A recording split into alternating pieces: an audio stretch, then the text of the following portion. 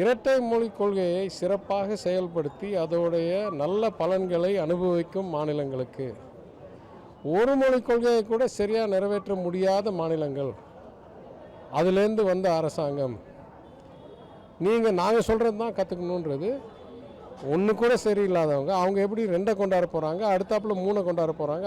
அவங்க வேலையை பார்க்குறதுக்கு பதிலாக ஒழுங்காக இருக்கவங்களை வந்து 2லேருந்து 3 ஆக்குன்னு சொல்கிறது ரெண்டாவது குறிப்பிடத்தக்க ஒரு நிகழ்வு. இதையெல்லாம் தாண்டி நான் சொல்கிறேன், சட்டமைப்பு என்றது மாநில அரசாங்கங்களுக்கு சில உரிமை கொடுக்குது, ஒன்றிய அரசாங்கத்துக்கு சில உரிமை கொடுக்குது. சிலது 2 பேருக்கும் கன்கரண்ட் லிஸ்ட் என்ற லிஸ்ட்டில் இருக்குது. அதில் கல்வி ஒன்று இருக்குது. ஆனால் ஒரு பாலிசி அப்ரோச்சாக, ஒரு கொள்கை பரப்பு விருப்பமாக, சட்டத்தில் இடம் பெறாத ஒரு என்ன சொல்கிறது விருப்பக்கூடிய ஒரு மாடலாக இந்த NEPயை கொண்டாந்து விட்டு, சட்டமைப்பில் இடம்பெறாத இந்த கட்டாயத்தை நீங்கள் அமல்படுத்தவில்லை என்றால் உங்களுக்கு ஜனநாயக முறைப்படி, சட்டமைப்பு படி, 15வது நிதிக்குழுப்படி எல்லா ஆதாரங்களும் படி நம்மளுக்கு வர வேண்டிய நிதியை கொடுக்க மாட்டேன் என்று சொன்னால் இது கொடூரமான சர்வாகி செய்கிற வேலை, சர்வாதிகாரி செய்கிற வேலை.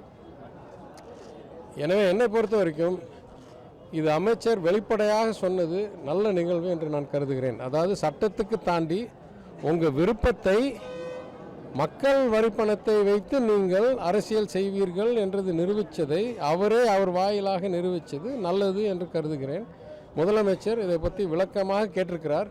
சட்டமைப்பில் எங்கே இடம் பெறுது உங்களுடைய விருப்பம், ஒரு கொள்கை முறையை கட்டாயப்படுத்தி அது இல்லைன்னா, அது நாங்கள் அமல்படுத்தலைன்னா எங்கே பணம் வரக்கூடாதுன்னு எங்கேருந்து பேசுகிறீங்கன்னு கேட்டிருக்காரு. அடுத்து உச்சநீதிமன்றத்தில் போய் நிற்க போகிறது.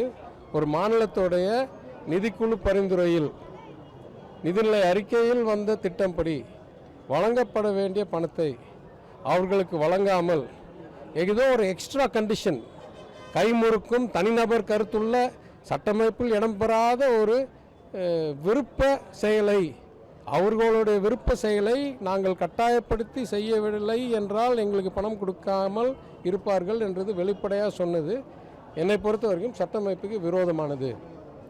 அப்போ இந்த ஜனநாயகம் உருவாக்கப்பட்ட சட்டமைப்பால் நடத்தப்படுற நாட்டில் உச்சநீதிமன்றம் இல்லை ஏதோ ஒரு நீதிமன்றம் இன்னும் செயல்பாட்டில் இருக்குது, சட்டமைப்பு இன்னும் நிலைப்பாட்டில் இருக்குது என்றதை நிரூபிக்கும் வகையில் இத்தகைய ஒன்றிய அமைச்சருடைய செயல்களையும் வார்த்தைகளும் தண்டிக்கும் என்று நான் கருதுகிறேன், எதிர்பார்க்கிறேன், விரும்புகிறேன்.